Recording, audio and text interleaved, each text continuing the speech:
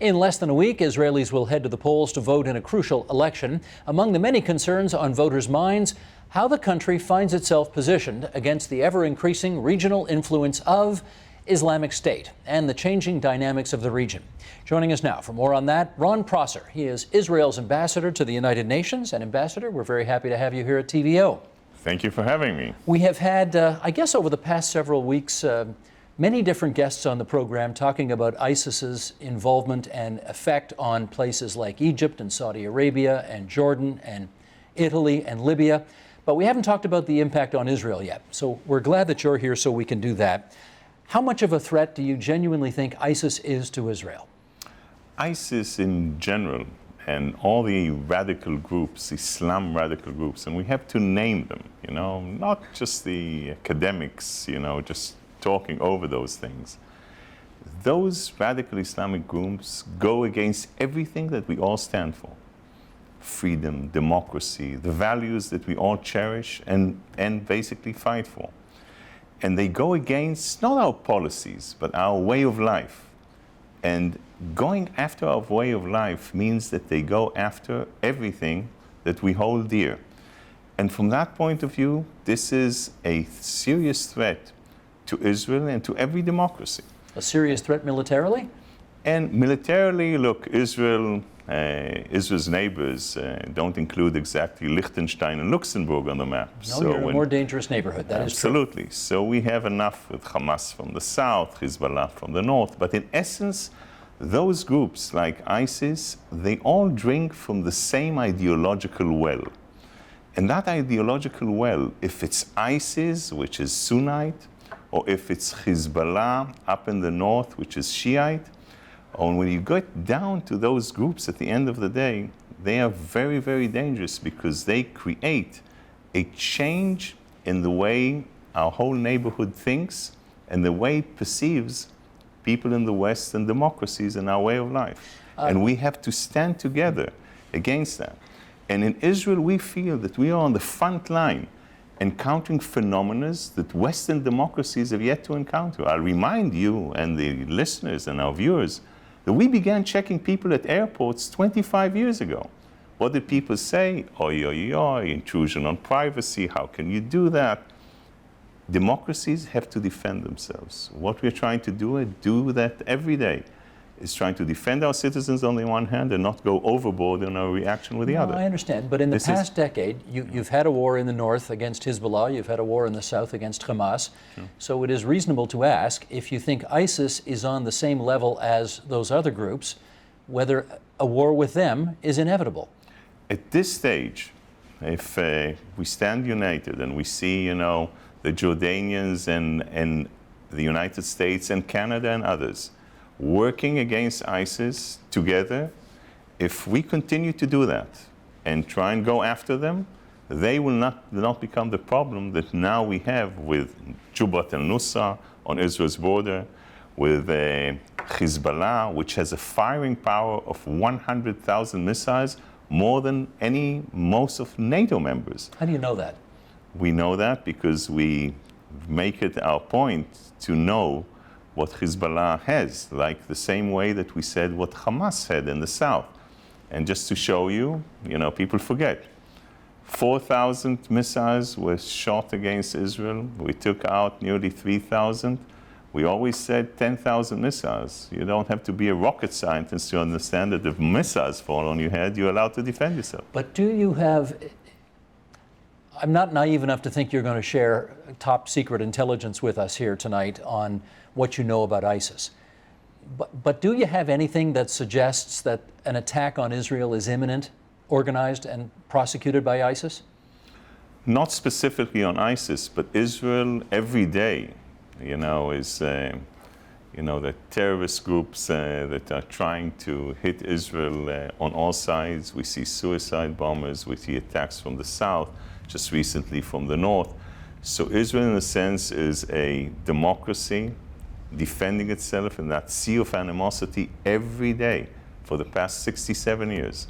We had to fight to become a democracy and a vibrant democracy And I'm very, very proud, being Israel's ambassador to the United Nations, to walk the corridors of the United Nations, tall and proud, knowing who I represent and what I represent every day. Your Prime Minister spoke to Congress recently. It was a pretty controversial speech. He talked about ISIS, and here's what he had to say. Iran and ISIS are competing for the crown of militant Islam. One calls itself the Islamic Republic. The other calls itself the Islamic State. Both want to impose a militant Islamic empire, first on the region and then on the entire world. They just disagree among themselves who will be the ruler of that empire. There were some who observed, Ambassador, that it looked like the Prime Minister of Israel was trying to conflate the threat of Iran with the threat of ISIS. Is there any comparison there, really? I think he really tried to talk about the ideology. As I said, both groups, Sunnite and Shiite, drink from the same ideological well. But let's focus on Iran.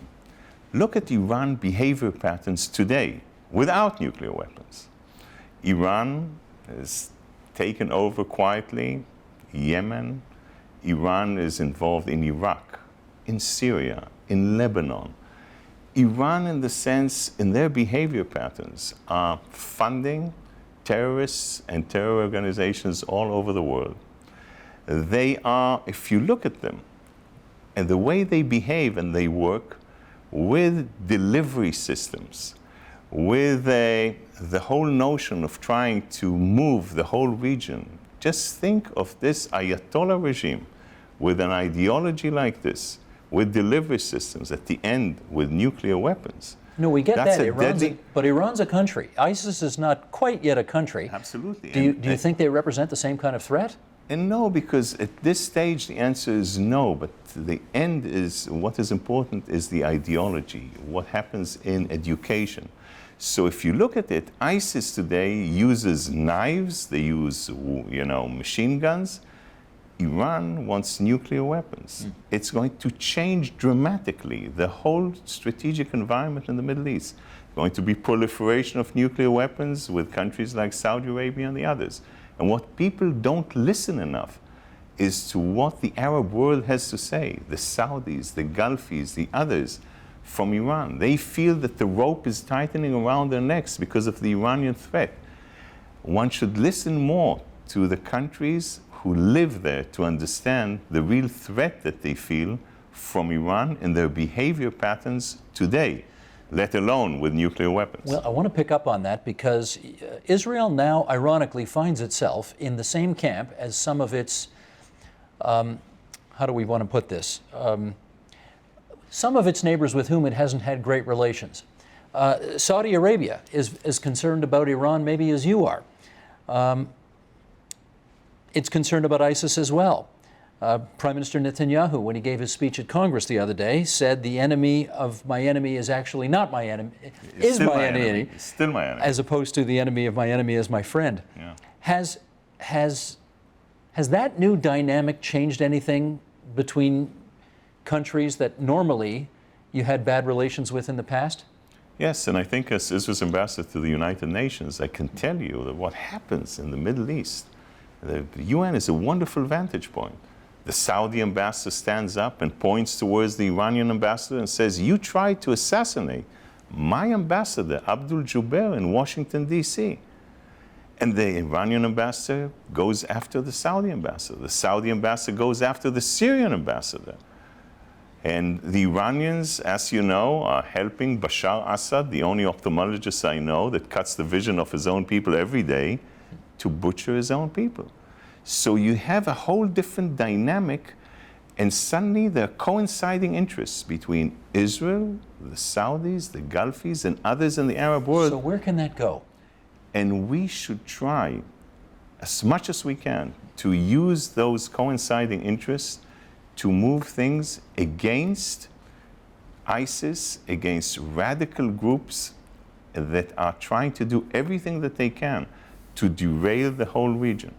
Is there an opportunity now, though, for Israel and, for example, Saudi Arabia to come to some kind of closer diplomatic relationship? My answer to that is always positive. And if you look back at Israel, with all the risks that we have around us, we have always reached our hand out to anyone who wants peace with us. And we'll continue to do that, and especially under these enormous risks and storms that take place, there are also opportunities which we have to utilize every day, because that's our responsibility. Because at the end of the day, only a strong Israel with good connections with the Arab world can achieve sustainable peace. The Egyptian President El-Sisi not too long ago suggested it might be time for a unified Arab force to fight Islamic State. How was that news received in Israel? I think it should be received very positive in the whole world, not just in Israel, for the Arab countries to unite together to confront something which is a threat to the Islamic world. Radical Islam is maybe the biggest threat. The most casualties, people who are murdered, are Muslims everywhere around the world, and continue to Boko Haram in Nigeria, Pakistan, Afghanistan. Radical Islam is a huge threat. And I see the world beginning to confront this, and I think we're doing the right thing. We just have to be strong, united, and focused on making sure that those organizations don't receive the light of day. Well, the reason I ask is because there would have been a time when I presume Israelis would have regarded the notion of 5 or 6 or 7 of its Arab neighbors banding together to form one united army as quite concerning. You don't look that concerned about it now. In fact, you sound like you're welcoming the idea. Absolutely, because I think it's important that is going to be dealt by the Arabs, so they themselves, and it's not someone being, imposing things from the outside. They confront problems that are internal to their own societies, their own environment, and they would do it in the best possible way because they understand the region, they understand the challenges much better than people from the outside. You don't worry that once they take care of IS, they might want to come after you? Well, we are there all the time for 67 years, and we've been fighting for our independence every day since the establishment of the State of Israel. And so I don't see changes there.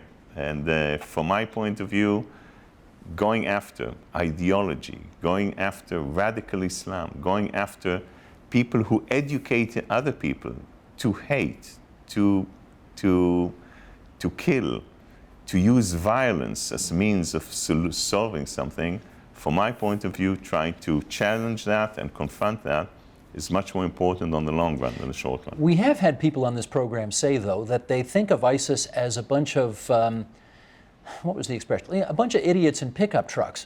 Do you see them as more than that? No, I wouldn't underestimate that.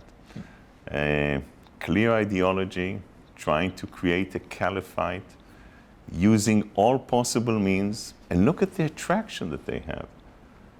People coming out from the United Kingdom, from France, from Brussels. Belgium, yes. All over the world, flocking in.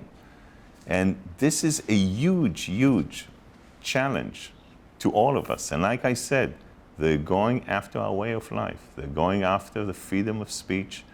And if you look at that, they're going after gays, after women, minorities, and in the sense, they're going against everything that we understand, that we value and we cherish and we fought for. So we have to stand up and defend those values. You are the ambassador from Israel to the United Nations, so I want to take advantage of your being here to ask you about some things happening at the United Nations. Let's start with this. A Human Rights Council at the UN was established to inquire and investigate whether Israel violated international humanitarian laws during last summer's conflict in Gaza. And Israel strongly took objection to that. What was the nature of your concern about that? First, I'd like to set the stage. The Council on Human Rights, has been headed and chaired by Jeffersonian democracies like Syria and Libya. This is like having Jack the Ripper run Scotland Yard, or Charles Mansell, the crime investigation squad of the NYPD. For a while, I have a feeling that the inmates have taken over the asylum. But if you look at this from an Israeli point of view, Israel is an open society. We have an independent judiciary. We are checking ourselves every day on everything that we do, and we feel this enormous bias against Israel. You know, they're not double standards, they're triple standards out there. There's a standard for democracies, a standard for dictatorships, and a special standard for Israel. Don't you sort of want that, though? No, we don't. I'll tell you why. Because if there's an Article 4 that people don't know that talks about human rights violations all over the world, and there's a special article singling out only Israel, Article 7. I mean, am I not good enough, in parentheses, to be with a group of North Korea, Libya, and Syria? Why single me out? So in the sense... You sure you want to be judged by the same standards as some of the worst dictatorships around the world, though? People usually say that, you know, in order to say, hey, but you want to be different than others. But oh no. What people are doing under that banner of so-called legitimate criticism of Israel, look, 30, 40% of all resolutions in the Council go against Israel, in comparison to everyone else in the world. This is bias. This is done in a way that has nothing to do with real, honest criticism of a democratic country. And you saw the issue of Chavez, leading the investigation. Well, He's a Canadian. He's a Canadian, but I want to say something about Canada. Canada is a moral compass, and you should see Canada at the United Nations. You all should be proud. An amazing, moral compass, fighting on the front line against terror every day and against bias at the UN system on all sides. And it's on the front line encountering the phenomena that we talked about in the past. We should establish the fact that William Schabas, who was the head of this investigation, resigned, and you guys are pretty happy about that, right? Well, look, a judge in any trial who by coincidence since 2012 was on the payroll of the PLO, a little information that he omitted to tell anyone, it's obvious that this guy, who is on record saying that he wants to see Prime Minister Netanyahu and Shimon Peres appear in The Hague, in the International Criminal Court, I mean, this is complete bias, and I'm very happy that he resigned, but from my point of view, the whole process here is flawed, and it should be null and void and beginning again to try and really look at things in a more objective way. I appreciate the fact that Israel does not want to be held to, as you put it, a double or a triple standard. You also don't want to be judged by the standards of North Korea, et cetera, because that's ridiculous. Yeah. So I want to see if I can get a better understanding of why you think a disproportionate amount of the United Nations time is spent on Israel, why you think Israel is so much in the crosshairs of so many countries around the world. What's the reason? Numbers. There are 22 countries of the Arab League. There are 57 countries of the Organization of Islamic Countries, and there are more than 100 countries of the non-alignment movement. Now, just look at the numbers.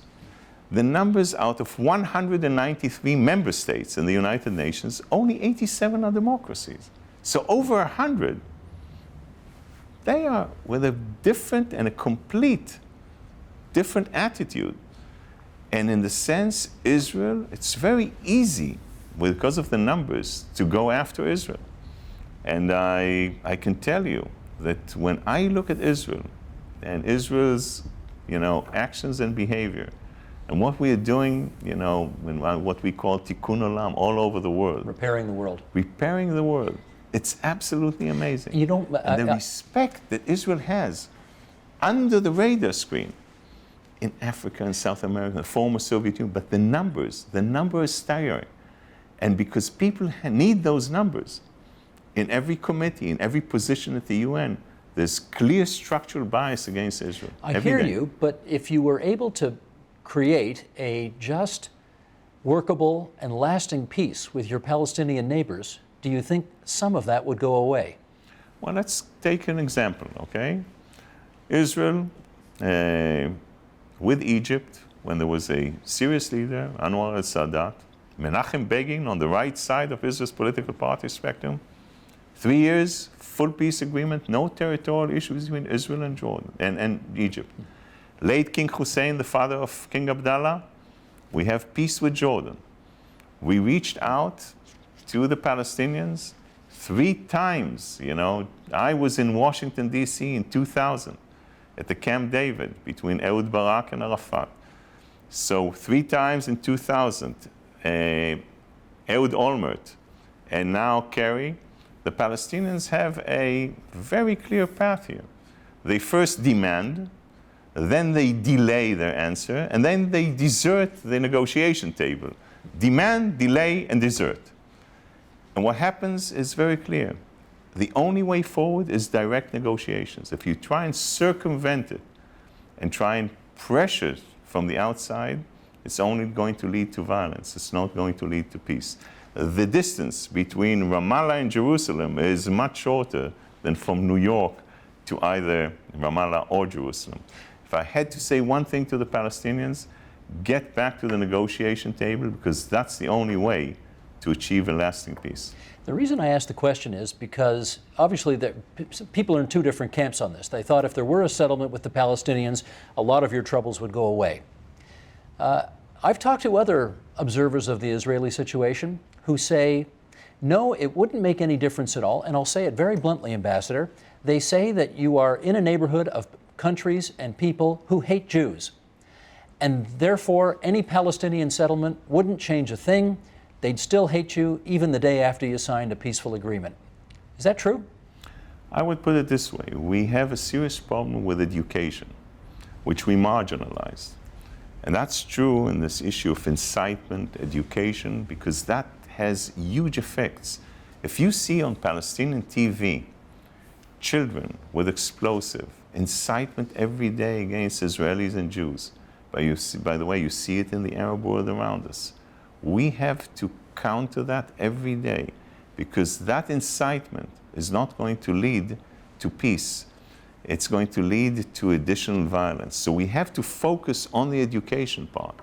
But I personally believe that we have to reach out and do as much as we can in order to achieve peace, because in the neighborhood that we have for years, it's going to, only a very strong Israel can achieve lasting peace in this region, but we have to try. I appreciate that you're a diplomat and you may not want to sign on to what some of those other people have told me, but do you think that part of the problem here is just virulent anti-Semitism? They don't like Jews. They don't want Jews in that part of the world. Well, we've been living with this, and it's true if you statistically check anti-Semitic rates in the Arab world, it's be above 95%. So it's a matter of education. But from my point of view, no. I really genuinely believe that we have to work every day, and it's not going to be easy at the beginning, but on the long run, we'll be able to change the hearts and minds of people.